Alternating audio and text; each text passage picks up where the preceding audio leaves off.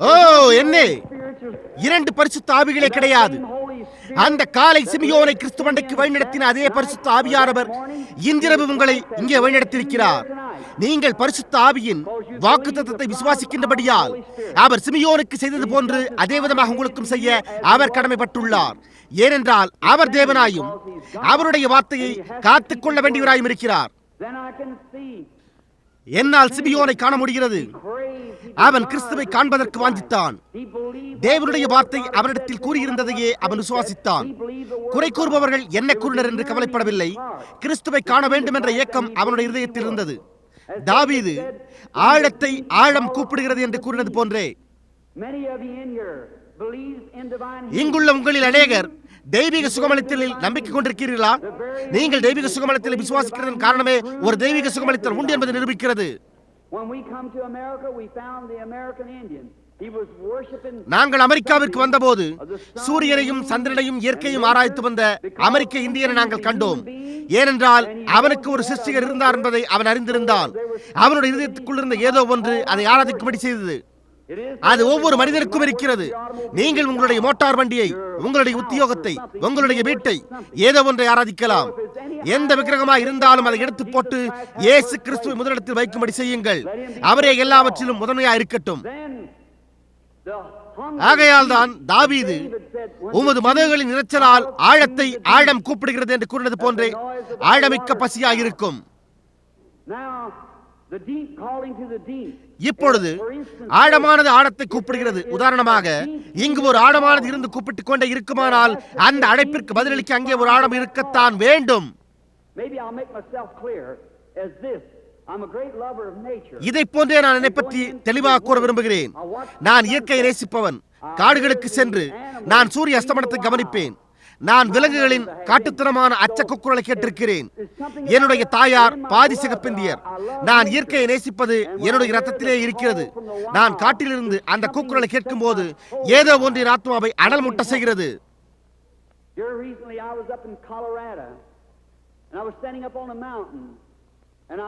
அண்மையில் நான் காலடோராவில் உள்ள ஒரு மலையின் மேல் நின்று கொண்டு ஒரு வயதான தாய்க்கழுகு தன்னுடைய சிறிய குஞ்சுகளை கூட்டிலிருந்து கொண்டு வந்து அவைகளை பசுமையான புல்தரையில் வைத்ததை கவனித்துக் கொண்டிருந்தேன். பின்னர் அது மிகவும் உயரமான கண்மலையின் உச்சிக்கு பறந்து சென்றது. அங்கு அமர்ந்து கவனிக்க துவங்கினது. நான் அதனை என்னுடைய இருகன் தூரதரிசனி கண்ணாடியின் மூலமாக கவனித்தேன். நான் அப்படியே கவனித்துக் கொண்டே இருந்தேன். என்னுடைய குதிரையோ ஒரு மரத்தில் கட்டப்பட்டிருந்தது. நான், கர்த்தாவே, நான் இதை விரும்புகிறேன் என்றேன். நீங்கள் எப்பொழுதாவது கடுகின் கூட்டை கவனித்திருந்தால் நலமாக இருக்கும். கடுகுகள் கூர்மையான குச்சிகளை கொண்டே தங்களுடைய கூடுகளை கட்டுகின்றன. அந்த சிறிய கழுகுகளோ எதையுமே அறியாதிருந்தன. ஆனால் ஒரு நாள் அந்த தாய் தன்னுடைய சட்டைகளை விரிக்க அவைகள் மேலே ஏறிக்கொண்டு கீழே வந்தன. நான் அந்த சிறிய கழுகு குஞ்சுகளை கவனித்தேன். அந்த சிறிய குஞ்சுகள் சரியாக ஒரு பெந்தேகோஸ்தை எடுப்பதை கொண்டவைகளாய் அந்த மிருதுவான புல்லின் மேலே சுற்றிலுமாய் ஓடிக்கொண்டும் கொத்திக்கொண்டும் கலகலவென சத்தமிட்டுக் கொண்டும் குதித்துக் கொண்டும் எவ்வளவு சுதந்திரமாய் இருக்க முடியுமோ அவ்வளவு சுதந்திரமாய் இருந்தன. நானோ, நல்லது, அது உண்மைதான். உலகத்தின் பழைய கூட்டிலுள்ள ஒரு மனிதன் பிசாசவனுக்கு கொடுக்கக்கூடியதை தவிர வேறொன்றையும் அறியாதிருப்பது போன்றே உள்ளது என்று நான் நினைத்தேன். ஆனால் ஒரு நாள் தேவன் அவனை தூக்கி எடுத்து நிழலுள்ள பசுமையான புல்தரையில் கிடத்துகிறார். அப்பொழுதோ அவன் எப்படியாய் களி கூறுகிறான். அப்பொழுது அவன் சுவாதீனமாயிருக்கிறான். நான் ஏன் அந்த சிறிய குஞ்சுகள் பயமே இல்லாமல் இருக்கின்றன? அங்கே ஓநாய்கள் சுற்றிலும் இருக்கின்றது என்று நினைத்தேன். ஆனால் ஒவ்வொரு முறையும் அவர்கள் மேலே நோக்கி பார்க்கும் போது அந்த தாய்க்கழுகு அவர்களை கவனித்துக் கொண்டே இருந்தது. தேவனுக்கு ஸ்தோத்திரம் உண்டாவதாக. அவர் என்னை உலகத்தின் கூட்டிலிருந்து வெளியே எடுத்தார். அவர் மகிமையின் கொத்தளங்களில் ஏறி உன்னதத்திலே உட்கார்ந்து கொண்டு தம்முடைய சுதந்திரத்திற்கு ஒரு தீங்கு வராதபடி கவனமாய் காத்துக் கொண்டிருக்கிறார் என்று நான் நினைத்தேன். ஒரு ஓராய் அந்த சிறிய கழுகு குஞ்சுகளை நோக்கி வர துவங்கினால் அந்த தாயதை கொத்தி கிழித்து விடுவாள். சாத்தான் ஒரு விசுவாசியை பின்தொடரட்டும். அவன் இயேசு கிறிஸ்துவையே தன்னுடைய கரங்களில் உடையவனாய் இருப்பான். அவளோ தான் காணக்கூடிய உயரமான கண்மலையின் மேலிருந்து தன்னுடைய மகத்தான கம்பீரமான தலையினால் சுற்றிலும் பார்த்துக் கொண்டே இருந்தாள். அவளுடைய கூர்மையான கண்களினால் எல்லா இடத்தையும் பார்க்க முடிந்தது. கொஞ்சம் கழித்து அவள் தன்னுடைய தலையை உயர்த்தி ஆகாயத்தில் மெல்ல சிறகடித்து பறப்பதை நான் என்னுடைய இருகன் தூரதரிசனி கண்ணாடியின் வழியாய் கண்டேன். எங்கோ வடக்கு பாகத்தில் இடி முழங்க துவங்கினது. அவள் திடீரென்று கூச்சலிட்டாள். அவள் கீழே சென்று தன்னுடைய சட்டைகளை பரந்த புல்வெளியின் மேல் விரிக்க அந்த எல்லா சிறிய கழுகுகளும் அவளுடைய சட்டைகளின் மேல் ஏறிக்கொண்டன. அவைகள் தங்கள் பாதங்களினாலும் தங்களுடைய அலகுகளினாலும் சட்டையின் சிறைகளை இறுக பிடித்துக் கொள்ள அவள் தன்னுடைய சட்டைகளின் மேலிருந்த அந்த சிறிய கழுகு குஞ்சுகளோடு நேரடியாக உயிரை எழும்பி மணிக்கு 50 மைல் வேகத்தில் காற்று கிழித்துக் கொண்டு கண்மலையின் வெடிப்புக்குள் பறந்து சென்றாள். நான் ஒரு குழந்தையை போல அழுதேன். என்றோ ஒரு மகிமையின் நாளில் எந்த எழுப்புதல் முடிவரும் போது அவர் மகிமையிலிருந்து வந்து தம்முடைய மகத்தான வல்லமையின் சட்டைகளை விரிப்பார். அந்த சிறிய கழுகுகளை போன்றே அதற்குள்ளாக இருக்க பற்றிக் கொண்டு அவரோடு மகிமைக்கு பறந்து செல்வோம் என்று நான் நினைத்தேன். ஆழமானது கூப்பிட்டுக் கொண்டே இருக்குமானால் அதற்கு பதிலளிக்க அங்கே ஒரு ஆழம் இருக்கிறது. வேறு வார்த்தைகளில் கூற வேண்டுமானால், பூமியின் மேல் ஒரு மரம் இருப்பதற்கு முன்பே அது வளர்வதற்கு பூமியானது இருந்திருக்க வேண்டும். தேவன் பூமிக்காக ஒருபோது மரத்தை உண்டாக்கவில்லை, அவர் மரத்திற்காக பூமியை உண்டு பண்ணினார். மரமானது வரும் வரையிலும் பூமியானது கூப்பிட்டுக் கொண்டே இருந்தது. ஒரு மீனினுடைய முதுகின் மேல் ஒரு துடுப்பு இருப்பதற்கு முன்பே அது நீந்துவதற்காக அங்கே தண்ணீர் இருந்தது. அது ஒரு துடுப்பை பெற்றிருந்ததே தண்ணீருக்காகத்தான். நமக்கு உண்டாயிருக்கிற ஒவ்வொரு காரியமும் ஒரு நோக்கத்திற்காகவே. அண்மையில் ஒரு சிறு பையன் எழுதுகோலின் அழிப்பான்களையும் இருசக்கர மிதிவண்டியின் காலடி மிதியையும் மற்றும் அவனுக்கு கிடைக்கக்கூடிய எல்லா எழுதுகோல் ரப்பர்களையும் தின்றுவிட்டதை நான் வாசித்துக் கொண்டிருந்தேன். அவர்கள் அவரை ஒரு பரிசோதனைக்காக ஒரு வைத்தியரிடம் கொண்டு சென்றனர். அவனை பரிசோதித்த பிறகு அவனுடைய சரீரத்திற்கு கந்தகம் தேவைப்பட்டது என்று கண்டுபிடித்தனர். ரப்பரில் கந்தகம் இருக்கிறது. அவன் கந்தகத்தை பெறுவதற்காகவே ரப்பரை சாப்பிட்டுக் கொண்டிருந்தான். ஏதோ ஒன்று இங்கே கந்தகத்திற்காக கூப்பிட்டுக் கொண்டே இருந்ததால் அதற்கு பதிலளிக்க அங்கே ஒரு கந்தகம் இருக்க வேண்டியதாக இருந்தது. நான் என்ன கூறுகிறேன் என்பது புரிகின்றதா?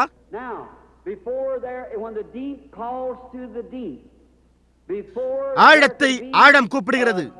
ஒரு ஆழம் கூப்பிட முன்பே அதற்கு பதிலளிக்க ஒரு ஆழம் இருக்க வேண்டியதாக இருக்கிறது. ஒரு சில வருடங்களுக்கு முன்பு ஜனங்களாகிய நீங்கள் ஒரு சம்பிரதாயமான சபையில் பரிசுத்த ஆவியின் அபிஷேகத்தை விசுவாசிக்காமல் இருந்திருக்கலாம். ஆனால் அங்கு உள்ளே இருந்த ஏதோ ஒன்று தேவனை பற்றி அதிகமாக அறிந்து கொள்ள வேண்டும் என்று கூப்பிட்டது. நீங்கள் ஒரு நீதிமானாக்கப்பட்ட நிலைமையில் ஜீவித்தீர்கள். ஆனால் ஆவியின் அபிஷேகத்திற்காக நீங்கள் பசியாக இருந்தீர்கள். பரிசுத்த ஆவி என்ற ஒன்று இருப்பதன் காரணமே நீங்கள் அதற்காக பசியாக இருந்ததினால்தானே. ஏதோ ஒன்று இங்கே உள்ளிருந்து அதற்காக அங்கே வெளியே கூப்பிட்டிருந்தால் ஒழிய நீங்கள் அதற்காக ஒருபோதும் பசியாக இருந்திருக்க மாட்டீர்கள். அந்த காரணத்தினால்தான் நீங்கள் இன்றிரவு இங்கே இருக்கிறீர்கள். நீங்கள் தெய்வீக சுகமளித்தலில் விசுவாசமாக இருக்கிறீர்கள்.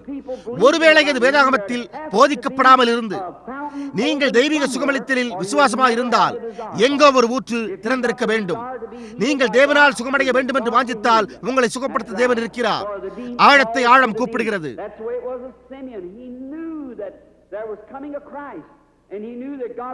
அந்த விதமாகத்தான் அது சிமியோனோடு இருந்தது. கிறிஸ்து வருவதாக இருந்ததை சிமியோன் அறிந்திருந்தான். அதாவது அவன் மரிக்கும் முன்பாக அவரை காண்பான் என்று தேவன் அவனுக்கு வாக்களித்திருந்தார். இப்பொழுது கவனியுங்கள், இது வினோதமாக இல்லையா? சரியாக இயேசுவானவர் காட்சியில் வந்தபோது வாக்குத்தத்தத்தை கொடுத்த பரிசுத்த ஆவியானவரால் சிமியோன் கிறிஸ்துவனுக்கு நடத்தப்பட்டான்.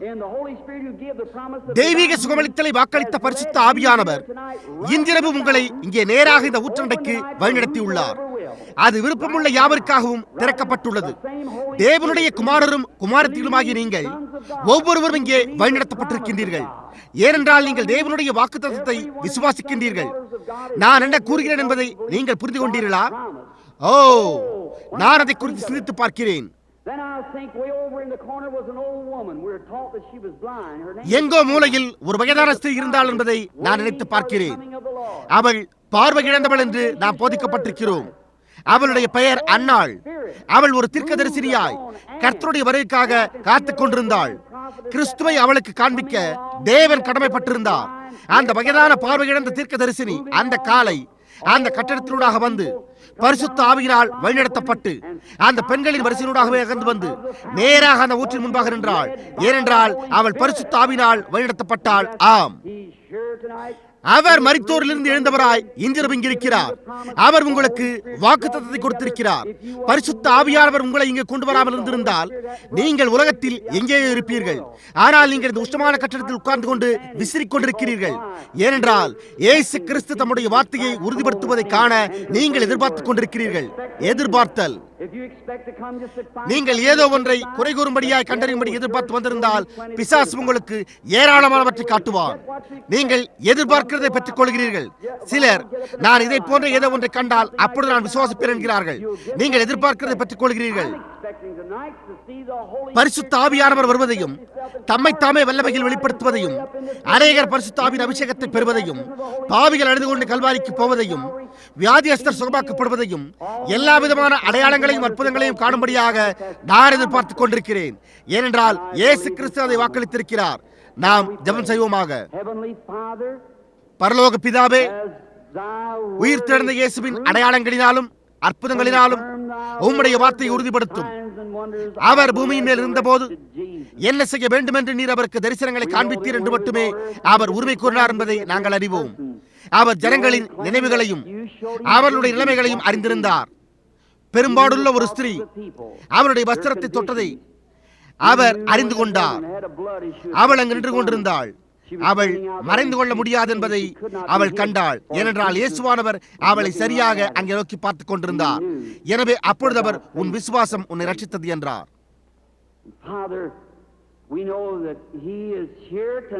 பிதாவே, இன்றிரவு அவர் இங்கே இருக்கிறார் என்று நாங்கள் அறிவோம்.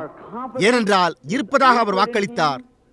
எங்களுடைய நம்பிக்கை அவரிலும் அவருடைய வார்த்தையிலும் நங்கூரமிடப்பட்டிருக்கிறது.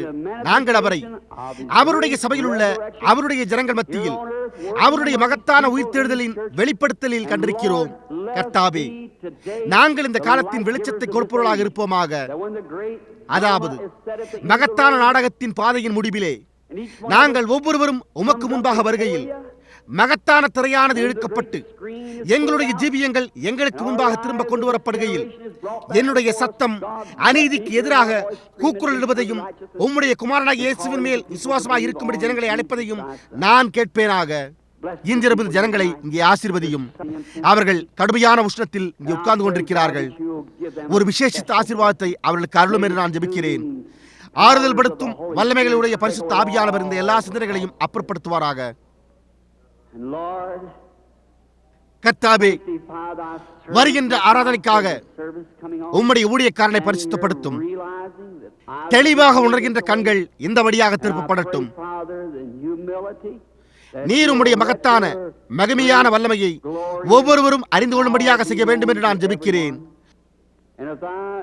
உம்முடைய தகுதியற்ற ஊழியக்காரனுக்கு உம்முடைய கண்களில் கிருபை கிடைத்திருக்கிறது என்றால் நீர் இந்த தகுதியற்ற நபரை எடுத்து இந்த சரீரத்தை அப்புறப்படுத்தி கர்த்தராகிய இயேசுவே இன்றிரவு உள்ளே வந்து உம்முடைய ஜனங்களிடத்தில் பேசுவீராக.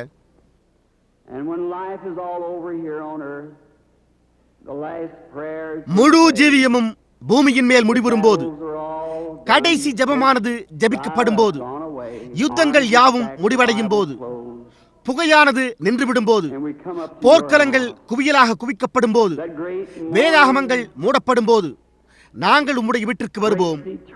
தெரிந்து கொள்ளப்பட்டவர்கள் ஆகாயத்திற்கு அப்பால் உள்ள தங்கள் வீடுகளில் ஒன்று கூடும் போது அந்த காலை நித்தியமாயும் பிரகாசமாயும் அழகாயும் விடியும் என்று புலவன் கூறினான். கர்த்தாவே, அந்த மகத்தான பஞ்சு மேஜையானது ஆயிரக்கணக்கான மைல்கள் நிலத்தில் போடப்பட்டிருப்பதை நாங்கள் காண்கையில் போர்க்கள வடுக்களை கொண்ட அனுபவம் வாய்ந்த போர் வீரர்கள் அந்த மேஜையிலே ஒருவர் மற்றவரை நோக்கி பார்க்கையில் ஆனந்த கண்ணீர் எங்களுடைய கன்னங்களில் வழிந்தோடும். ராஜாவானவர் அவருடைய அழகிலும் பரிசுத்தத்திலும் வெளியே வந்து அந்த மேஜைகண்டை நடந்து சென்று, இனி அழ வேண்டாம், எல்லாம் முடிந்து விட்டது, கர்த்தருடைய சந்தோஷத்திற்குள் பிரவேசியுங்கள் என்று கூறுவார். நாங்கள் பாதையின் முடிவுக்கு வரும்போது அந்த பாதையின் பிரயாசங்கள் அப்பொழுது ஒன்றுமற்றதாய் தோன்றும்.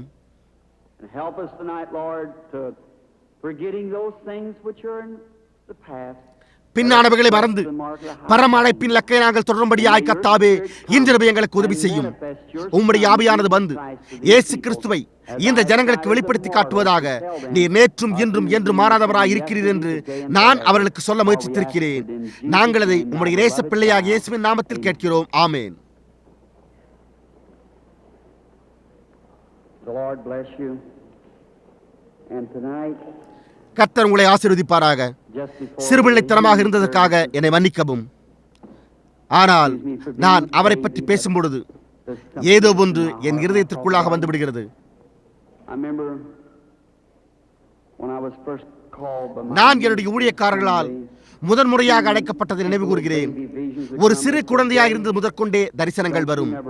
ஊழியக்காரர்களோ, பில்லி, நீ அதனடைக்கு ஒருபோதும் போகாதே, அது பிசாசு என்றனர்.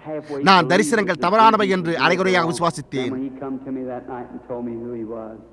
அதன் பின்னர் அவர் அஞ்சிரவரிடம் வந்து அவர் யார் என்பதை என்னிடம் கூறினார். ஓ என்னே, அவர் இப்பொழுது இங்கே இருக்கிறார் என்று நான் அறிவேன். நான் அவருடைய சமூகத்தை அறிவேன். The Lord Jesus, so how to do. How நான் ஒரு பிசாசாக இருந்து கொண்டு எப்படி கர்த்தராகிய இயேசுவை நேசிக்க முடியும் என்று நான் சிந்தித்தேன்.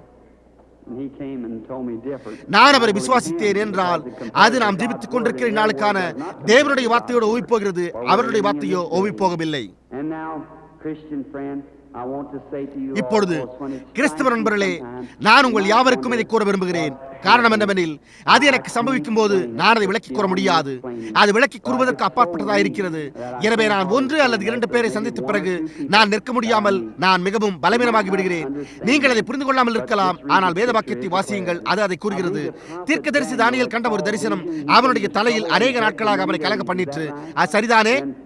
Jesus one time when the woman with enough faith to ஒரு சமயம் ஒரு ஸ்திரீ இயேசுவை தன்னண்டை இழுக்கக்கூடிய போதுமான விசுவாசத்தை உடையவளாக இருந்தபோது அவர் என்னிடத்திலிருந்து வல்லமை புறப்பட்டு சென்றது என்றார்.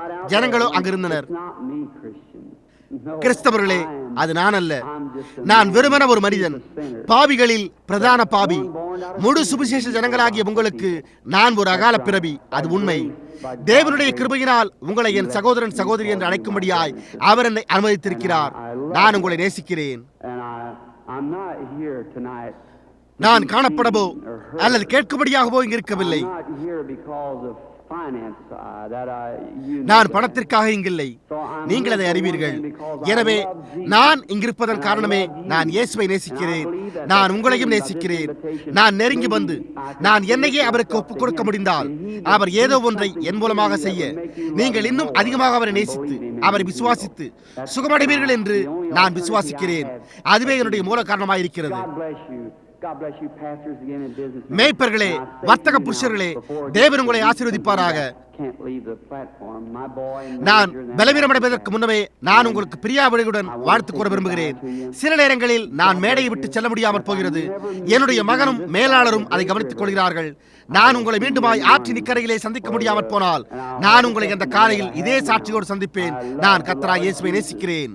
and the visions, God gives me visions. தேவன் எனக்கு தரிசனங்களை கொடுக்கிறார். அது உண்மை. And God who is my witness and knows. வேதம் எனக்கு முன்பாக இருக்கிறது. தேவனே என்னுடைய சாட்சி.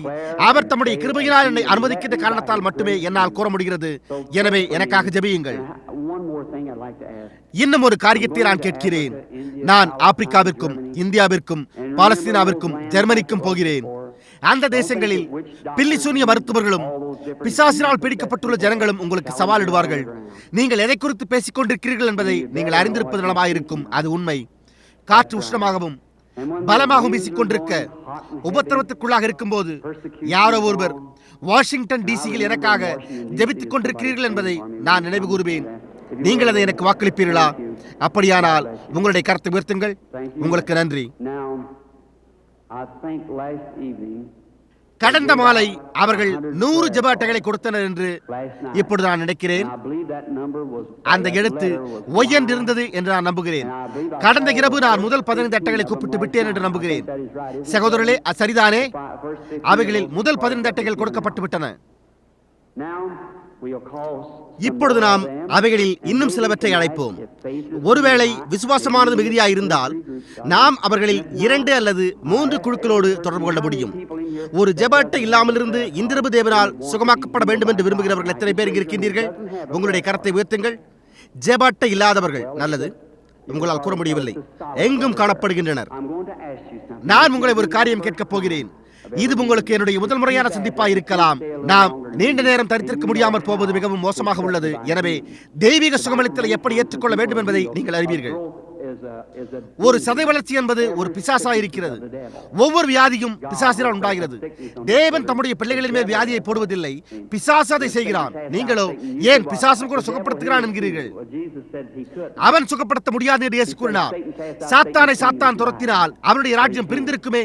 தேவனால் மட்டுமே சுகமளிக்க முடியும். மருந்து மருத்துவர்களும் சுகப்படுத்துகிறதில்லை. மேயோ சகோதரர்களே, நாங்கள் சுகமளிக்காமல் இயற்கைக்கு மட்டும் உதவி செய்கிறோம் என்கிறார்கள். ஒரே ஒரு சுகமளிப்பவர் தான் இருக்கிறார், தேவன். அவர்கள் உங்களுடைய கரத்தை தைக்க முடியும், ஆனால் அவர்கள் அதை சுகமாக்க முடியாது. ஒரு பல்வைத்தியரால் ஒரு பல்லை பிடுங்கத்தான் முடியும், ஆனால் அந்த இடத்தை சுகப்படுத்த போகிறது யார்? ஒரு வைத்தியரால் குடல்வாழ் வளர்ச்சியை வெளியே வெட்டியெடுக்க முடியும், ஆனால் அந்த வெட்டுபாகத்தை சுகப்படுத்த போகிறது யார்? தேவனே. மருந்து சதைகளை வளர்ப்பதில்லை, அது அதற்கு ஒரு உதவியாக மட்டுமே இருக்கிறது.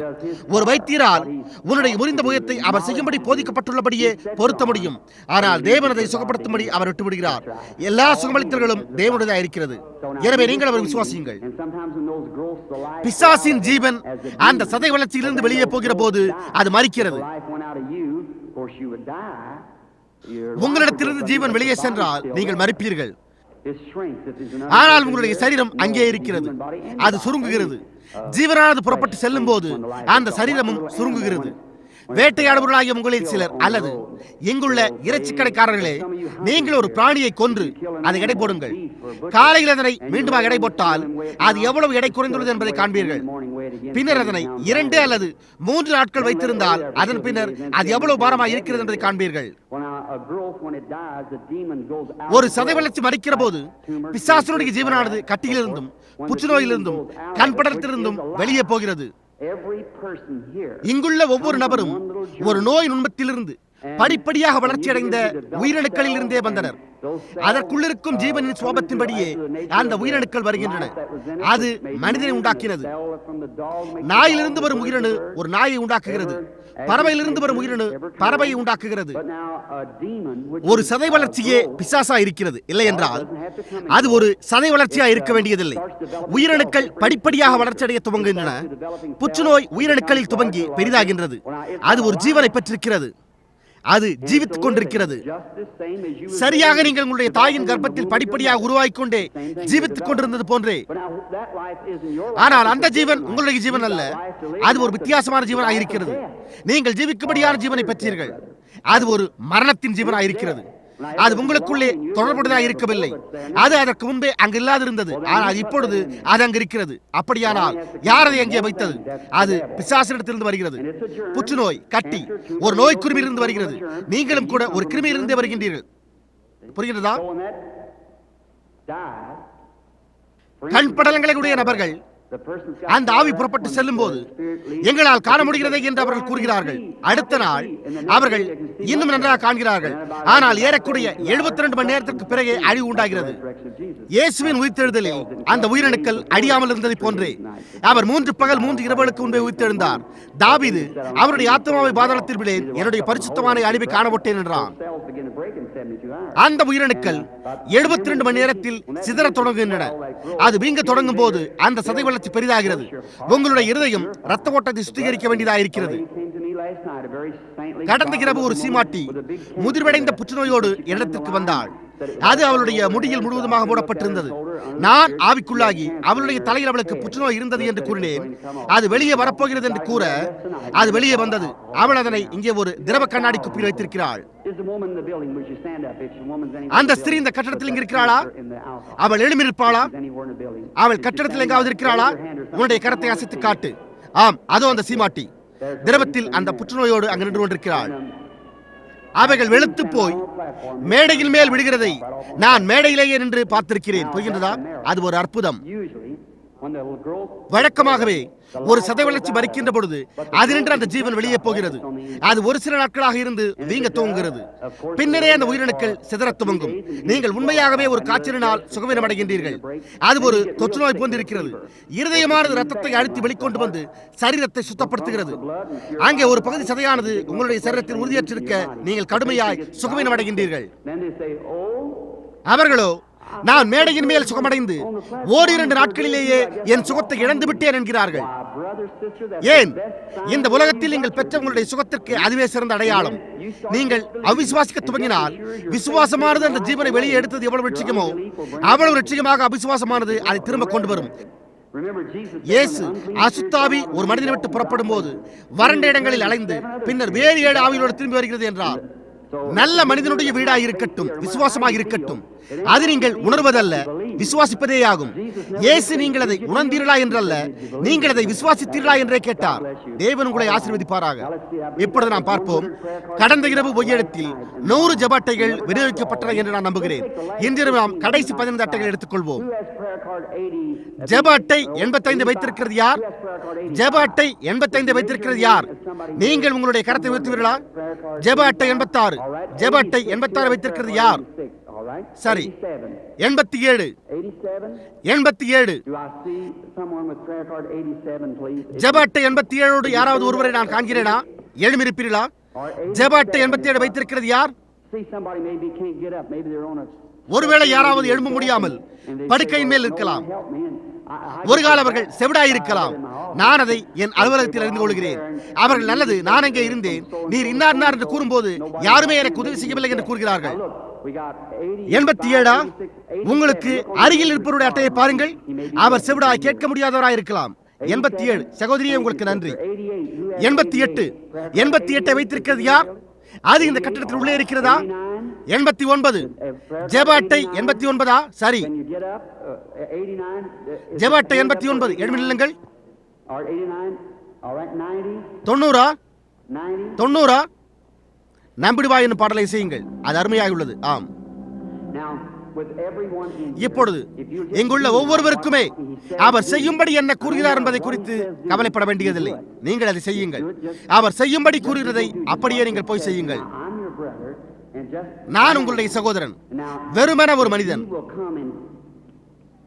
அவர் வந்து இந்த ஏழ்மையான சரீரத்தை எடுத்து அதனை ஆசீர்வதித்து அவருடைய பரிசுத்த ஆவியானது அதனுடைய கிரியை செய்ய அனுமதிப்பாரேயானால் அப்பொழுது நீங்கள் இயேசு கிறிஸ்து இந்த கூட்டத்தாரில் அசைவாடுவதை காண்பீர்கள். அவர் எப்படியா இங்கு தம்மை உபகாரப்படுத்துவார் என்பது முக்கியமல்ல. நீங்கள் அவரை விசுவாசிக்கவில்லை என்றால் அவர் உங்களுக்காக எதையுமே செய்ய முடியாது. அவர் இங்கே என்னருகில் நின்றிருந்தால் உங்களால் அவரை கண்டிருக்க முடியும்.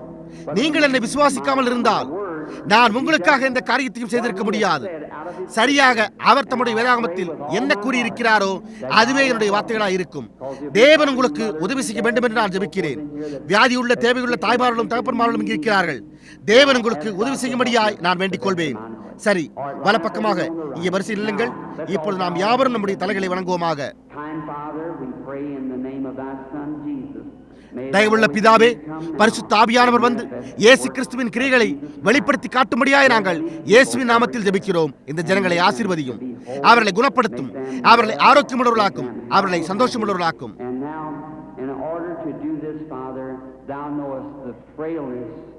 பிதாவே, உம்முடைய ஊழியக்காரனுடைய பலவீனத்தை நீர் அறிந்திருக்கிறீர். என்ன கூற வேண்டும் அல்லது என்ன செய்ய வேண்டும் என்று எனக்கு தெரியவில்லை. நான் உம்முடைய கட்டளையின்படியே இதை செய்திருக்கிறேன். இந்த ஜனங்களை ஆசீர்வதிக்கவும் உதவி செய்யவும் நீர் இங்கே இருப்பீர் என்று விசுவாசிக்கிறேன். பிதாவே, பரிசுத்த ஆவியானவர் நாங்கள் என்ன செய்ய வேண்டும், அவைகளை எப்படி செய்ய வேண்டும் என்று இந்த காரியங்களை எங்களுக்கு வெளிப்படுத்த நீர் அனுமதிப்பீரேயானால் அப்பொழுது நாங்கள் சந்தோஷமாய் களிகூறுவோம். அப்பொழுது இந்த கூட்டத்தார் ஒரே இருதயத்தோடு ஒருமனதாய் உண்மையில் விசுவாசமாக இருப்பார்கள். பிதாவே, உம்முடைய ஊழியக்காரன் என்ற முறையில் இன்றிரவு இந்த கட்டடத்தை விட்டு ஒரு நபரும் பலவீனமாய் போகாதிருக்கும்படி வேண்டிக் கொள்கிறேன். அவர்கள் ஒவ்வொருவரும் சுகமாயும் ஆரோக்கியமுள்ளவர்களாயும் களிகூர்ந்து கொண்டே செல்வார்களாக. பிதாவே, நீர் அதை செய்வீரா? நான் என் இருதயத்தில் உள்ள விசுவாசத்தோடு இயேசு கிறிஸ்து நாமத்தில் ஜெபிக்கிறேன். ஆமேன்.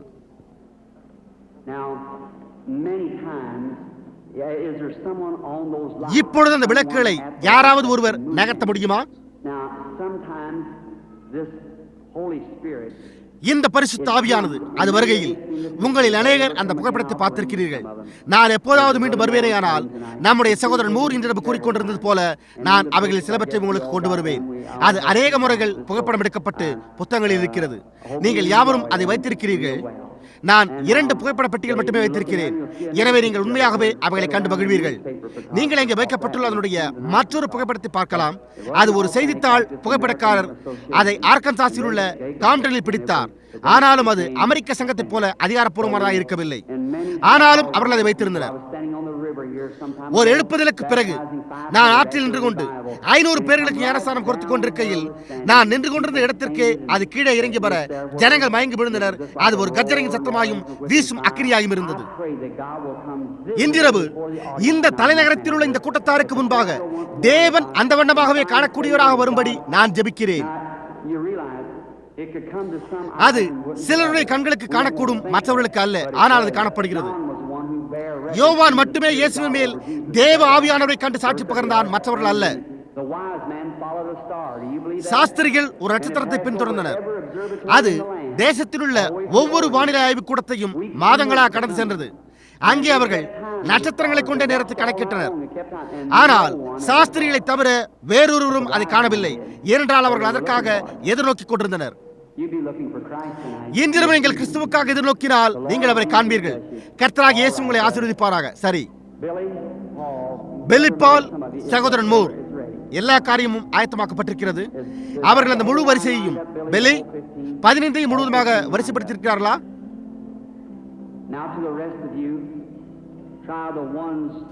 இப்பொழுது ஜெப அட்டைகள் இல்லாத நீங்கள், வரிசைகள் இல்லாதவர்கள் இந்த பக்கமாக நோக்கி பார்த்து அவருடைய வஸ்திரத்தை தொட்ட அந்த ஸ்திரியை போன்றே அது விசுவாசத்தோடு விசுவாசியுங்கள். அவர் திரும்பி உன் விசுவாசம் உன்னை ரட்சித்தது என்றார். இன்றிரவு அவர் மாறாதவராய் இருக்கிறார் என்று விசுவாசிக்கிறீர்களா?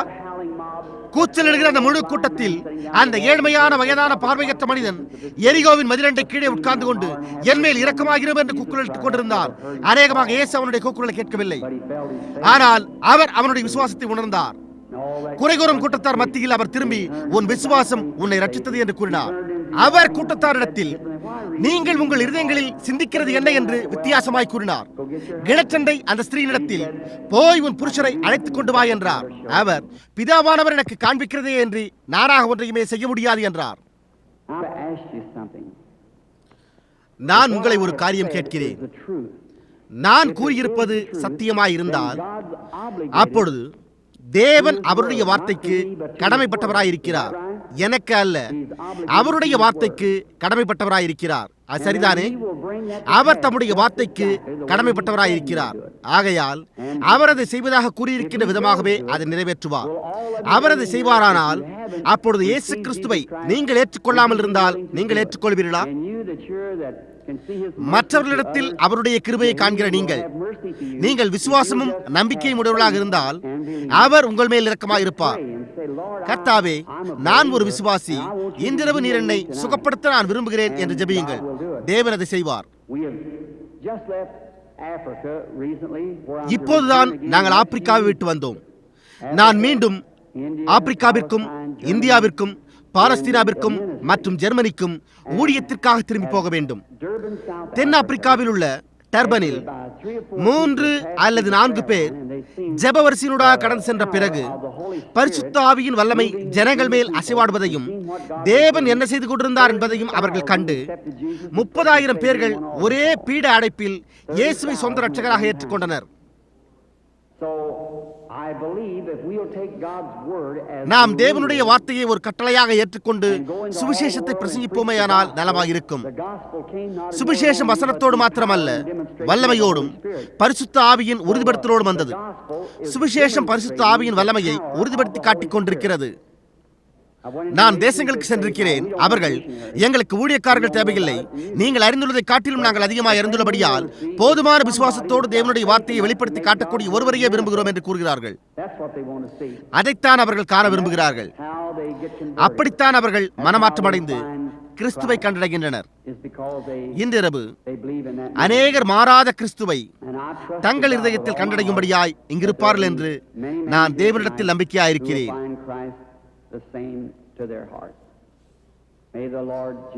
நசரேயனாகிய கர்த்தராகிய இயேசு உங்கள் ஒவ்வொருவரையும் ஆசீர்வதிப்பாராக என்பதே என்னுடைய ஜெபமாயிருக்கிறது. இப்போது சரியா? எந்த நேரத்திலும் எந்த மனிதனும் தேவனை தேடுகிறதில்லை. தேவன் மனிதனை தேடுகிறார். முழு உலகத்திலுமே ஒரு மனிதனும் தேவனை ஒருபோதும் தேடியதே இல்லை. மனிதன் முதலாவதாக ஏதேன் தோட்டத்தில் விழுந்தபோது மனிதன் ஒளிந்து கொண்டான். தேவன் அவனை தேடிக் கொண்டிருந்தார். இயேசு, என் பிதா ஒருவனை இழுத்துக் கொள்ளாவிட்டால் அவன் இடத்தில் வரமாட்டான் என்றார். முதலில் பிதாவானவரால் எடுத்துக் கொள்ளப்பட வேண்டியதா இருக்கிறது. ஆகையால் ஒரு தரிசனம் காண்பதை குறித்து நான் உங்களுக்கு சற்று விளக்கி காண்பிக்க விரும்புகிறேன். எத்தனை பேர் இங்கு ஒரு சொப்பனம் கண்டிருக்கிறீர்கள்? அநேக ஜனங்கள் சொப்பனம் காண்கிறதில்லை. இங்கே இருக்கிறது உங்களுடைய முதல் உணர்வுதளம். இதோ இருக்கிறது உங்களுடைய அரை உணர்வுதளம். பரிசுத்த ஆவியினால் தொடர்பு கொள்ளும்படியாக நான் என்ன முயற்சிக்கிறேன் என்பதே இந்த உள்ளுணர்வாகும். நான் இங்கிருக்கின்ற இந்த மனிதனை நீ விசுவாசிக்கிறாய் என்று கேட்கலாம். ஓ ஆமையா என்பான். நீங்கள் அதை இங்கு விசுவாசிக்கிறீர்கள். அது கப்பலை இயக்குகிற எந்த அறையில் உள்ள மனிதனாய் இருக்கிறது என்று கப்பலோட்டின் வீட்டின் மேலுள்ள மனிதனாய் இருக்கவில்லை. சில நேரங்களில் நீங்கள் உறங்கும் பொழுது நீங்கள் இந்த உள்ளுணர்வுக்குள்ளாகி நீங்கள் இங்கே இருந்த போது நீங்கள் செய்த காரியங்களையே சொப்பனமாக காண்கின்றீர்கள். நீங்கள் விழித்தெழும் போது நீங்கள் சொப்பனமாய் கண்ட காரியங்களை நீங்களே நினைவு கூறுகின்றீர்கள். சிலர் அநேக வருடங்களுக்கு முன்பு நீங்கள் சொப்பனமாக கண்ட காரியங்களை இன்னமும் நினைவில் வைத்திருக்க முடியும். உங்களுடைய ஏதோ ஒரு பாகம் எங்கேயோ இருந்தது, இல்லை என்றால் நீங்கள் அதை நினைவில் வைத்திருக்க மாட்டீர்கள். அயர்ந்த நித்திரை செய்கிற மனிதனுக்கு அவனுடைய உள்ளுணர்வு எங்கோ தூரத்தில் இருக்கிறது. ஆனால் ஒரு ஞான திருஷ்டிக்காரனுக்கு அவனுடைய உள்ளுணர்வு அங்கே பின்னாகவோ அல்லது இங்கே இருப்பதில்லை. அது சரியாக இங்கே இருக்கிறது. அவன் தன்னுடைய கண்கள் திறந்திருக்கையிலே காண்கிறான். தேவன் சிலருக்கு ஒரு சொப்பனமே இல்லாத அயர்ந்த நித்திரையையும் சிலருக்கு சொப்பனம் காணும்படியான ஒரு வழியையும் கொடுத்துள்ளார். நான் ஒரு சொப்பனம் காண்கிறேன் என்று கூறலாம், உங்களால் அதை செய்ய முடியாது. சபையானது சீர்படுத்தும் பொருட்டு தேவன் சிலரை அப்போஸ்தலராகவும் சிலரை தீர்க்கதரிசிகளாகவும் சிலரை சுகமளிக்கும் வரமுடையவர்களாகவும் சபையில் வைத்திருக்கிறார். பவுல், நீங்கள் எல்லோரும் அந்நிய பாஷைகளிலே பேசிக்கொள்ளும் போது கல்லாதவன் உள்ளே பிரவேசித்தால் அவன் உங்கள் அனைவரையும் பைத்தியம் பிடித்தவர்கள் என்பான் அல்லவா? ஆனால் ஒருவன் தீர்க்க தரிசனம் உரைத்து இருதயத்தின் அந்தரங்கங்களை வெளிப்படுத்தினால் அவர்கள் மோங்குப்புற விழுந்து தேவன் மெய்யாய் உங்களோடு இருக்கிறார் என்று கூறுவார்கள் அல்லவா என்று கூறினான். அது நேற்றைய இயேசு கிறிஸ்து அல்லவா? அவர் இன்றைக்கு இல்லையா? நீங்கள் அந்நிய பாஷையில் பேசுவதன் மூலம் அவரை விசுவாசிக்க கூடும். ஆனால் அவர் மாறாத கர்த்தராகிய இயேசுவாய் இருக்கிறார் என்று முழு நிறைவாய் நான் அவரை விசுவாசிக்கிறேன். அவர் மரித்தோரிலிருந்து எழுந்து இன்றிரவு இங்கே இந்த மேடையிலே இப்பொழுது இருக்கிறார். இப்பொழுது அவர் உங்களை ஆசீர்வதித்து உதவி செய்வாராக. இதற்கு முன்பு நான் இந்த தேசத்திற்கு வந்ததே இல்லை. நான் காணும்படியாக எனக்கு தெரிந்தவர்கள் ஒருவருமே இல்லை. மேடையின் மேலுள்ள ஒரு சிலரையே அறிவேன். சகோதரன் போஸ், சகோதரன் லின்ஸ்டே, சரியாக 3 அல்லது 4 ஊழியக்காரர்களே எனக்கு தெரிந்திருக்கலாம். அது உண்மைதானே? ஆனால் உங்கள் எல்லோரையும் தேவன் அறிந்திருக்கிறார். இப்பொழுது எனக்கு தெரிந்த மட்டில் இந்த அம்மாளை நான் என் ஜீவியத்தில் அவளை ஒருபோதும் கண்டதே இல்லை என்பதை பரலோகத்தில் இருக்கிற தேவன் அறிவார். நாம் அந்நியர்களா? ஆனால் தேவன் அவளை அறிவார். இயேசு நேற்றும் இன்றும் என்றும் மாறாதவராய் இருந்தால், நேற்று ஒரு ஸ்திரீயை குறித்து ஏதோ ஒன்றை அவர் கண்டறிய போவதாக இருந்தபோது அவர் தாகத்துக்கு தாய் என்றார். அவள், யூதர்களுக்கு சமாரியரோடு இந்த விதமான வழக்கம் இல்லையே என்றாள். இயேசு அவளிடத்தில் சிறிது நேரம் பேசினார். அவளுடைய தொல்லை என்னவென்பதை அவர் கண்டறிந்தார். இப்பொழுது இயேசு மரித்தோரிலிருந்து எழுந்து நமக்குள்ளாக இன்று ஜீவித்துக் கொண்டிருக்கிறார். இன்னும் கொஞ்சம் காலத்திலே உலகம் என்னை காணாது, நீங்களோ என்னை காண்பீர்கள். ஏனென்றால் நான் தனிப்பட்ட பிரதிப்பெயர் உலகத்தின் முடிவு பெரியந்தம் உங்களோடும் உங்களுக்குள்ளும் இருப்பேன். இப்பொழுது அது சுவிசேஷ சத்தியமாய் இருக்கிறது. நீங்கள் அதை அந்த விதமாக வாசிக்காமல் அல்லது நினைக்காமல் இருக்கலாம். ஆனால் அந்த விதமாகத்தான் அது வேதாகமத்தில் எழுதப்பட்டிருக்கிறது. ஆனால் உங்களுடைய வேத சாஸ்திரம் உங்களை வஞ்சிக்க முயலலாம். நான் உலகத்தின் முடிவு பெரியந்தம் உங்களோடும் உங்களுக்குள்ளும் இருப்பேன். நான் ஏதோ ஒன்றுக்காக காத்துக் கொண்டிருக்கிறேன் என்று உங்களுக்கு தெரியும். அது உண்மை. அது கர்த்தருடைய தூதன். நான் உங்கள் எல்லோரையும் போன்று உதவியற்றவனாக இருக்கக்கூடும். ஒருவேளை குறை கூறுபவர்கள் இங்கு இருக்கலாம். அந்த மகத்தான ஒளி உள்ளே வருகையில் அங்கே விஞ்ஞானபூர்வமாக எடுக்கப்பட்ட அவருடைய படத்தை, அவருடைய புகைப்படத்தை எத்தனை பேர் பார்த்தீர்கள்? உங்களில் அநேகர் அதை பார்த்திருக்கிறீர்கள். ஓ, அதனுடைய ஆயிரக்கணக்கான பிரதிகள் விற்கப்பட்டிருக்கின்றன. ஹவுஸ்டன் டெக்சாஸில் உள்ள டக்ளஸ் புகைப்பட தொழிலகம் அதை வைத்திருக்கிறது. அமெரிக்காவில் உள்ள சிறந்த ஆராய்ச்சியாளர்களில் ஒருவரான ஜார்ஜ் ஜே லேசி அது இருமுறை எடுக்கப்பட்ட ஒரு புகைப்படம் அல்ல என்பதை காணும்படியாக அதை பரிசோதித்தார். இயேசு கிறிஸ்து தாம் நேற்றும் இன்றும் என்றும் மாறாதவராய் இருக்கிறார் என்பதை நிரூபித்தார். இப்பொழுது உண்மையாகவே நான் அவருக்காக காத்திருப்பேன். அவர் இன்றிரவு எனக்கு உதவி செய்வாரா என்று எனக்கு தெரியாது. நான் ஏதாவது ஒன்றை பெருமையாக கூறியிருந்தால் தேவன் என்னை மன்னிப்பாராக. அப்படி கூற வேண்டும் என்று நான் கோரவில்லை. இப்பொழுது எனக்கு செவி கொடுத்துக் கொண்டிருக்கிற இயேசு கிறிஸ்துவை சுட்டிக்காட்ட மட்டுமே நான் தாழ்மையான இதயத்தோடு குறிப்பிடுகிறேன். இன்றிரவு அவருடைய இரக்கம் எங்கிருப்பதாக, அவர் வந்து நமக்கு உதவி செய்வாராக என்பதே என்னுடைய ஜெபமாயிருக்கிறது. இப்பொழுது இசைப்பேட இயக்குனர் நம்பிடுவாய் என்ற பாடலை தயவு கூர்ந்து மெதுவாக வாசிப்பாரானால் நலமாயிருக்கும். தயவு செய்து ஒவ்வொருவரும் ஜெபத்தில் இருங்கள். நீங்கள் கேட்டுக்கொள்ளப்பட்டால் ஒழிய தலையை தாழ்த்த வேண்டாம். இப்பொழுது ஜெப வரிசையில் இருக்கிற உங்களைத்தான் அவர் உங்களை கடிந்து கொள்வாரானால் அது உண்மையாயிருக்கும். நீங்கள் அதனை பொறுத்துக் கொள்ள முழுமனதாக இருக்க வேண்டும். கூட்டத்திலானாலும் எந்த இடத்திலானாலும் அது நான் அல்ல, அது அவரே. போய் அதனை சரிபடுத்திக் கொள்ளுங்கள். நீங்கள் சுகத்தை பெற்றுக் கொள்ளும் முன்பே நீங்கள் அந்த காரணத்தை கண்டறிய வேண்டும். ஒரு மருத்துவர் உங்களுக்கு ஒரு ஆஸ்பிரின் மாத்திரையை கொடுப்பாரானால் அவர் ஒரு நல்ல வைத்தியர் அல்ல. அவர் ஒரு நல்ல மருத்துவராக இருந்தால் அவர் அந்த நோயை கண்டுபிடிக்கும் வரை அவர் அந்த நபரை ஆராய்ந்து பார்ப்பார். அதே காரியம்தான் இங்கேயும் உள்ளது.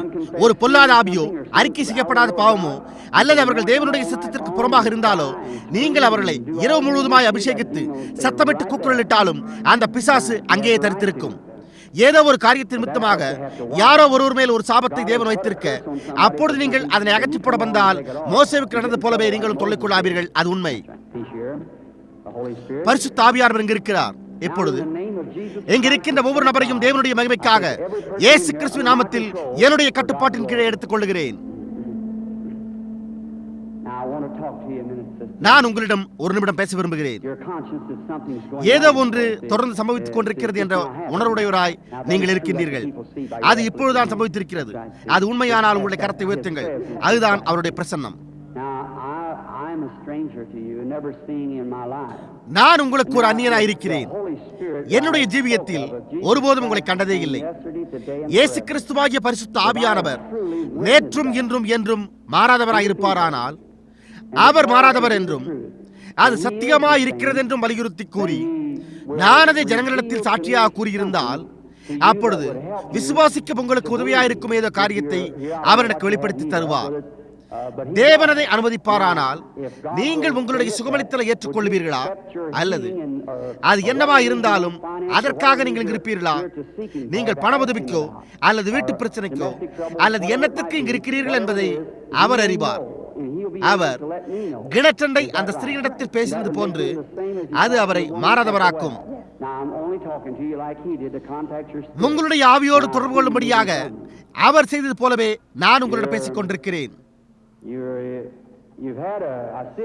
நான் ஏதோ ஒரு விதமான ஒரு பெரிய மோதலை காண்கிறேன். அது ஒரு விபத்து.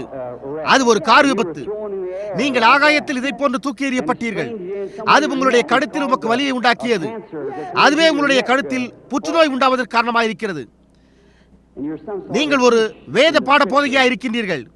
இயேசு கிறிஸ்து உங்களை சுகமாக்குகிறார் என்று நீங்கள் விசுவாசிக்கின்றீர்களா?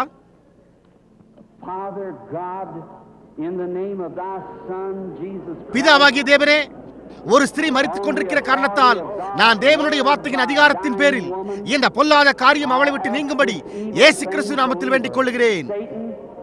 சாத்தானே, நீ வெளிப்படுத்தப்பட்டாய். ஜீவிக்கின்ற தேவனுடைய சபையானது நீ வெளியே போகும்படி இயேசு கிறிஸ்துவின் நாமத்தில் கூவி அடைக்கின்றபடியால் அந்த ஸ்திரியை விட்டு வெளியே வா. ஆமென்.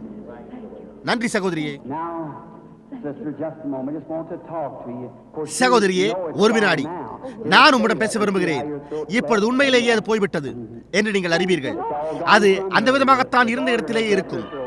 அந்த குரல்களை சுரப்பி வைக்கும் அவளுடைய தொண்டை விட்டு நீங்கி போயிற்று. உங்களுடைய வழியை போய் நன்றியுள்ளவளாயிருங்கள், மகிழ்ந்து களி கூறுங்கள். சரியாக கர்த்தராகிய இயேசுவில் விசுவாசமாகிருங்கள். அவரையே இப்பொழுது உங்களுடைய சிந்தையின் மையமாக ஆக்குங்கள். அவர்கள் இந்த காரியங்களின் பேரில் சிந்தித்துக் கொண்டிருக்கையில் அவர்கள் ஒருமனப்பட்டவர்களாயிருந்தனர். நினைவிருக்கட்டும், இயேசு நேற்றும் இன்றும் என்றும் மாறாதவராயிருக்கிறார். அவர் இன்றைக்கும் மாறாதவராகவே இருக்கிறார். இப்பொழுது விசுவாசமாயிருங்கள். இந்த விதமாக கவனியுங்கள். கூட்டத்தாரே, உங்களுடைய முழு இருதயத்தோடு விசுவாசியுங்கள். உங்களுடைய முழுமையான கவனத்தை எனக்கு கொடுங்கள். ஜெபத்தில் இருங்கள். தேவனிடத்தில் தொடர்ந்து விசுவாசமாயிருங்கள்.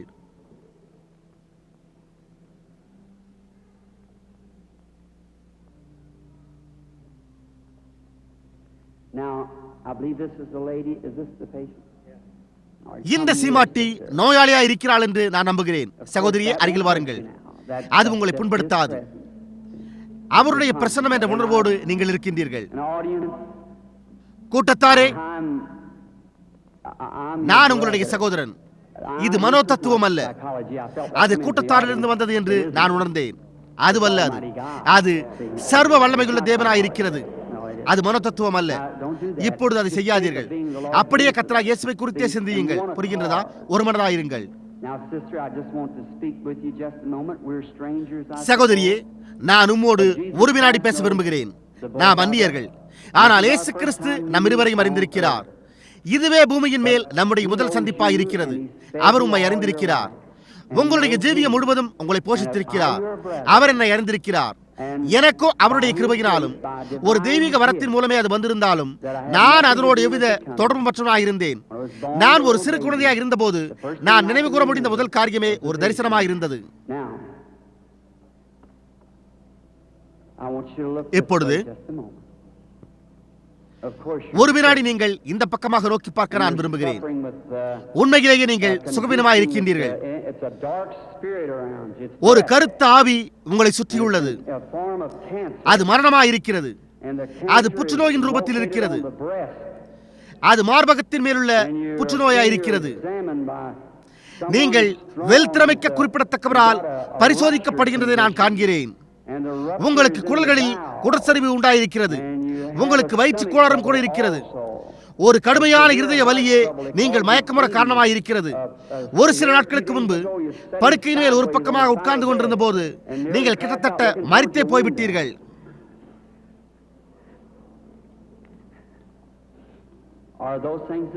அந்த காரியங்கள் உண்மைதானா? அது என்னவாக இருந்தாலும் தரிசனம் என்னிடத்திலிருந்து மறைந்து விட்டது.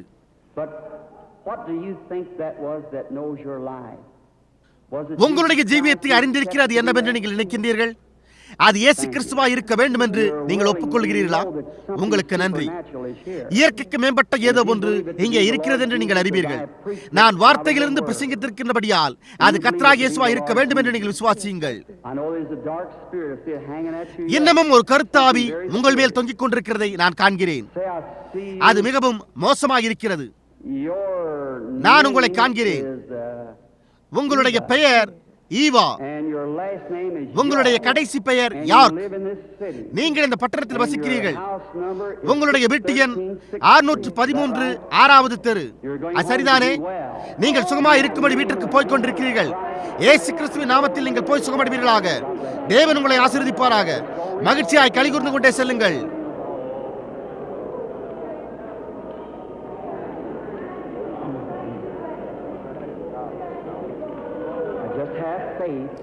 விசுவாசமாயிருங்கள், சந்தேகப்படாதீர்கள். நீங்கள் போய் அதிக கேடானதொன்றும் உங்கள் மேல் வராதபடி இனி பாவம் செய்யாதிருங்கள் என்று வேதம் உரைத்திருக்கிறது. பாவம் அவிசுவாசமாயிருக்கிறது. பாவமானது குடிப்பது, புகைப்பது, சூதாடுவதல்ல. அது பாவத்தின் தன்மைகளாக இருக்கிறது. நீங்கள் விசுவாசிக்காத காரணத்தால் நீங்கள் அதை செய்கிறீர்கள். இயேசு போய் பாவம் செய்யாதே, அவிசுவாசிக்காதே, இல்லை என்றால் கேடான காரியம் முன்பேல் வரும் என்றார். விசுவாசமாகிருங்கள். உங்களுடைய முழு இதயத்தோடு அவர் விசுவாசியுங்கள்.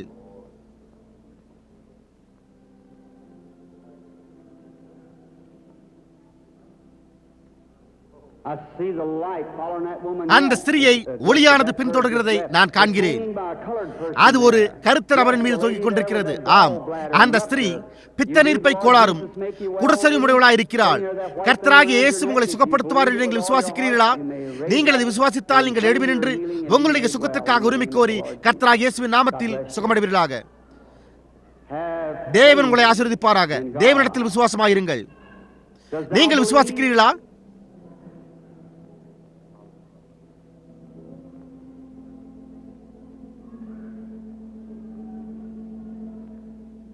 You have a rupture, don't you, sir, sitting out உங்களுக்கு there? Isn't that குடற்சரிவு right? இருக்கிறது. You're praying, ஐயா, Lord, have that நீர் man அங்கே வெளியே speak உட்கார்ந்து to you. கொண்டிருந்தீர் Is that இல்லையா? right? That's right. நீர் Raise அங்கே your உட்கார்ந்து hand. கொண்டு Stand கர்த்தாவே up on அந்த your மனிதனிடத்தில் பேச வேண்டும் என்று Your ஜெபித்துக் faith கொண்டிருந்தீர். has healed you, அது brother. உண்மையானால் Come நீர் on. கரத்தை உயர்த்தும். Christ சகோதரனே, is உங்களுடைய விசுவாசமே உம்மை சுகமாக்கி இருக்கிறது. The same Lord Jesus. You don't மாறாத need to be up கர்த்தராகிய here. இயேசு. You need to have faith. நீங்கள் இங்கு மேலே இருக்க வேண்டிய அவசியமே இல்லை. நீங்கள் விசுவாசமாக இருக்க வேண்டும் என்பதே அவசியமாக இருக்கிறது. You shall have what you அப்படியே ask உங்களுடைய for. முழு இருதயத்தோடு Jesus Christ தேவனை will grant விசுவாசியுங்கள். you if நீங்கள் you கேட்டுக்கொள்வது எதுவோ only believe. அதை பெற்றுக் கொள்ளுவீர்கள். But you நீங்கள் must விசுவாசித்தால் have மாத்திரமே faith. இயேசு You must கிறிஸ்து believe அதை with all உங்களுக்கு your அருளுவார். heart. And God ஆனால் will bring நீங்கள் it to pass. விசுவாசமாக இருக்க வேண்டும். The patient, excuse me, sir. நோயுற்றிருப்பவரே, ஐயா, என்னை மன்னித்துக் கொள்ளுங்கள். You believe with all your heart. உங்களுடைய முழு இருதயத்தோடு நீங்கள் விசுவாசிக்கின்றீர்களா? You do. நீங்கள் Now விசுவாசிக்கிறீர்களா? you're just a bit excited. அவருடைய பிரசனம் இங்கே நின்று கொண்டிருப்பதினால் நீங்கள் சற்று உணர்ச்சி வசப்பட்டிருக்கிறீர்கள். And நீங்கள் பட்டணத்திற்கு வெளியிருந்து வந்திருக்கிறீர்கள் என்று நான் நம்புகிறேன். you come from நீங்கள் the capital தலைநகரத்திலிருந்து வந்திருக்கின்றீர்கள். Virginia Richmond. உங்களுக்கு புற்றுநோய் இருக்கிறது. அது உங்களுடைய வாயின் உட்புறத்திலும் தாடையின் மேலும் இருக்கிறது. நீங்கள் வீட்டிற்கு சென்று சுகமடைய விரும்புகிறீர்களா? இயேசுவை உங்களுடைய சுகமளிப்பவராக ஏற்றுக்கொள்ளுங்கள். And in the name of Jesus Christ, may இயேசு கிறிஸ்துவின் நாமத்தில் அது அந்த மனிதனை விட்டு நீங்கி போவதாக. ஆமென். ஐயா, தேவன் உம்மை ஆசீர்வதிப்பாராக. நம்பிக்கையோட போய் விசுவாசமாயிருங்கள். நீங்கள் என்ன கூறுகின்றீர்கள்? I know now that seeing you, you are becoming a young-looking person. நீங்கள் என்னுடைய முன்னிலையில் இருப்பதை காட்டிலும் மிகவும் வாலிபமான ஒரு வாலிப தோற்றம் அளிக்கிற நபராக ஆகிக்கொண்டே போகின்றீர்கள். Some sort of a headache. நீங்கள் தலைவலியினால் அவதியுற்றுக் கொண்டிருக்கிறீர்கள். 20 years ago, about 25 years ago, your அது headache started. அநேக வருடங்களுக்கு முன்பு உண்டாயிருக்கிறது. சுமார் 25 வருடங்களுக்கு முன்பு உங்களுக்கு தலைவலி துவங்கிறது. And you have அது முதற்கொண்டு அது உங்களை தொல்லைப்படுத்திக் கொண்டு வருகிறது. நீங்கள் ஒரு மகத்தான விசுவாசியாக இருந்து வருகின்றீர்கள். prayer to God. நீங்கள் இந்த வேலைக்காக இப்போது ஜெபித்திருக்கிறீர்கள். நீங்கள் மாத்திரம் என்னை காண முடிந்தால், நான் உங்களுக்கு ஜெபித்தால் உங்களுடைய தலைவலி நீங்கிவிடும் என்று தேவனிடம் கூறினீர். Those things true? அந்த காரியங்கள் உண்மைதானா? That is true. அது உண்மை. Now, you heard what said, இப்பொழுது that wasn't me. கூறப்பட்டது என்னவென்பதை நீங்கள் கேட்டீர்கள். அது நான் அல்ல. அது வெறுமன என்னுடைய சத்தமாய் இருந்தது. நான் ஒரு வாலிப நபரையோ அல்லது வேறெத காரியத்தையோ காண்கிறதை நினைவு கூறுகிறேன். அது சரியாக கூறப்பட்டிருந்ததா? ஆம், தேவன் அதை செய்தார் என்று நீங்கள் விசுவாசிக்கிறீர்களா? தேவன் எங்கு இருக்கிறார் என்று நீங்கள் உறுதியாக விசுவாசிக்கிறீர்கள். Just a moment. I see something அப்படியே ஒரு there. வினாடி. A young woman நான் வேறு ஏதோ ஒன்றை காண்கிறேன். near you. ஒரு வாலிப ஸ்திரீ உங்களுக்கு அருகில் இருக்கிறாள். Daughter. அது மகளாய் உள்ளது. Yes, you was just fixing to go on நீங்கள் a trip. இந்தியானா ரிச்மண்டில் உள்ள அவளை போய் காணும்படியான ஒரு பயணத்தை ஆயத்தப்படுத்திக் கொண்டிருந்தீர்கள். Is where she lives. And her husband அவளுடைய கணவன் ஒரு ஊழியக்காரன். and she has நான் இங்கு வந்து கொண்டிருந்த காரணத்தால் நீங்கள் வர வேண்டாம் என்று கூறி உங்களுக்கு ஒரு கடிதத்தை அவள் எழுதினாள். அது உண்மைதானே? நீங்கள் சுகமாக்கப்பட்டீர்கள். விசுவாசத்தோடு செல்லுங்கள். சகோதரியே, தேவன் உங்களை ஆசீர்வதிப்பாராக.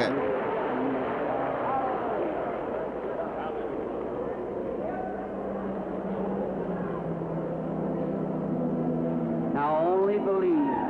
இப்பொழுது விசுவாசிக்க மட்டும் செய்யுங்கள். தேவனில் விசுவாசமாயிருங்கள். இயேசு கிறிஸ்து நேற்றும் இன்றும் என்றும் மாறாதவராயிருக்கிறார். Just have faith. விசுவாசமுடையவர்களாயிருங்கள். God bless you, dear colored people shouting. ஆர்ப்பரித்துக் கொண்டிருக்கிற அருமையான கர்த்த ஜனங்களாகிய உங்களை தேவன் ஆசீர்வதிப்பாராக.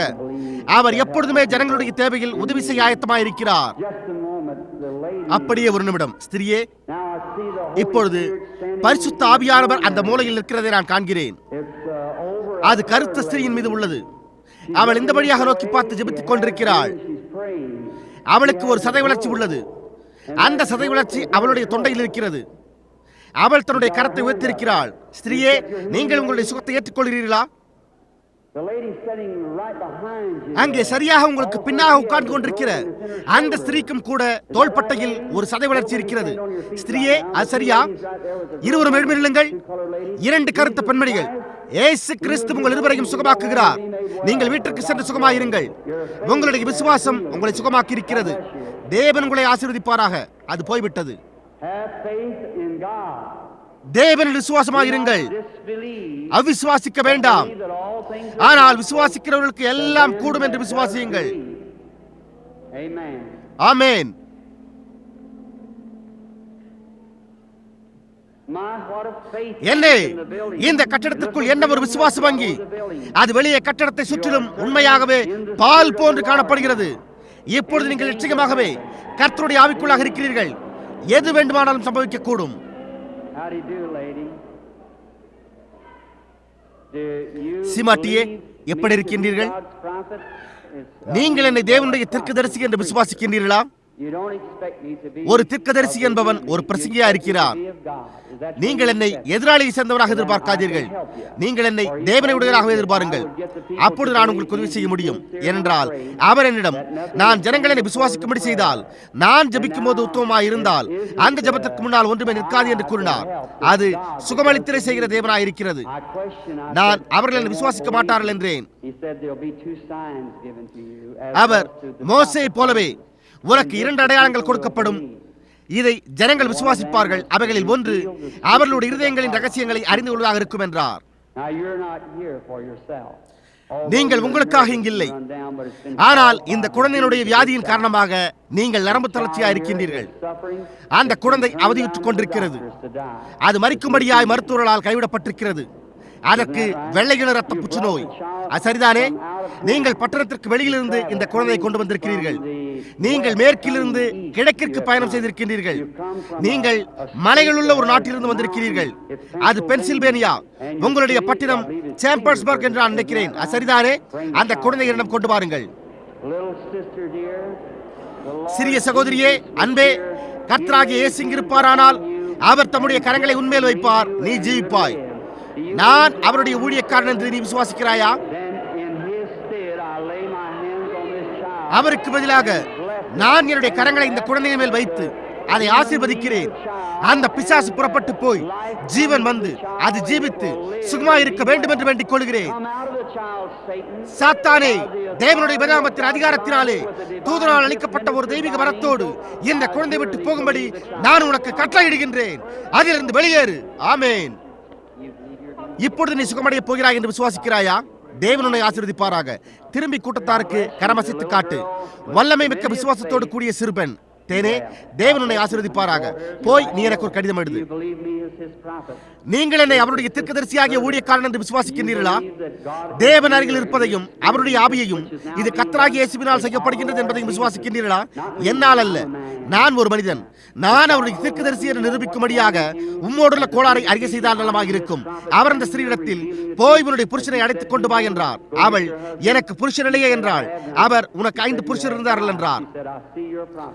அவள், நீர் ஒரு தீர்க்கதரிசி என்று நான் காண்கிறேன் என்றாள். அது அந்த தேவகுமாரனின் மீது இருந்த அதே ஆவி. அவர் அதை திரும்பவும் பரிசுத்த ஆவியின் ரூபத்தில் உலகத்தின் முடிவு பரியந்தம் நம்மோடு இருக்கவும் நம்மோடு வாசம் செய்யவும் திரும்ப அனுப்புவதாக வாக்களித்தார். அவரால் உங்களுடைய தொல்லைகளை அறிந்து கொள்ள முடியும். உங்களுக்கு இருதய நோய், அது சரிதானே? இருதய நோயுள்ள ஒவ்வொருவரும் எழும்பி நில்லுங்கள். நீங்கள் சுகமடையக்கூடும். அது என்னவாக இருந்தாலும் கவலைப்பட வேண்டியதில்லை. தேவனாகிய கர்த்தாவே, எப்படியாய் நாங்கள் திடனற்று போய் பலவீனராய் இருக்கிறோம் என்பதை நீர் அறிவீர். ஆனால் கர்த்தாவே, நீர் பலமுள்ளவர். இருதய நோக்கி எங்களுடைய மருத்துவர்களால் ஒன்றுமே செய்ய முடியாது. நீரே இருதயத்தை உண்டாக்கினீர். இருதய நோயாகிய பிசாசை நான் கடிந்து கொள்கிறேன். இயேசு கிறிஸ்துவின் நாமத்தில் அவர்கள் ஒவ்வொருவரையும் விட்டு வெளியே வருவானாக. ஆமென். சகோதரியே, தேவன் உங்களை ஆசீர்வதிப்பாராக. நான் உங்களிடம் ஒரு காரியத்தை கூற விரும்புகிறேன். இப்பொழுது நீங்கள் வித்தியாசமாய் உணர்கின்றீர்கள், அப்படித்தானே? அங்கே ஒரு கருத்து ஆவி இருக்கிறது. நீங்கள் மோசமாக அவதித்துக் கொண்டிருந்தீர்கள்.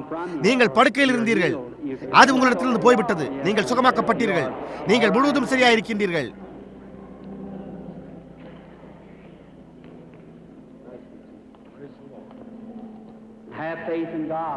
தேவனில் விசுவாசமாயிருங்கள். ஒவ்வொருவரும் ஒரு மனதோடு விசுவாசமாயிருங்கள்.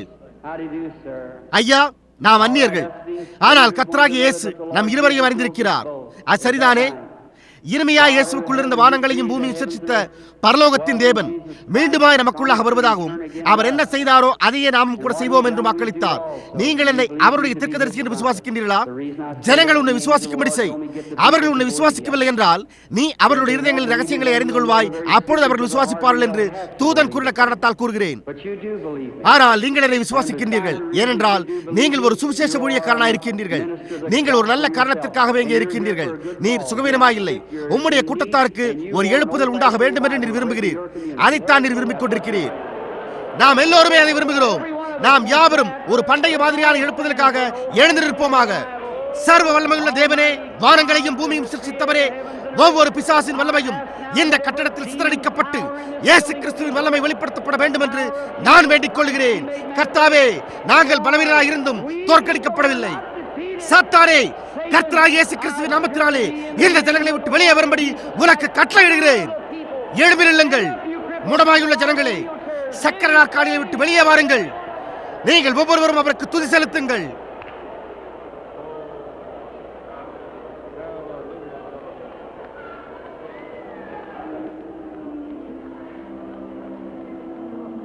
Lift your hands and keep praising God.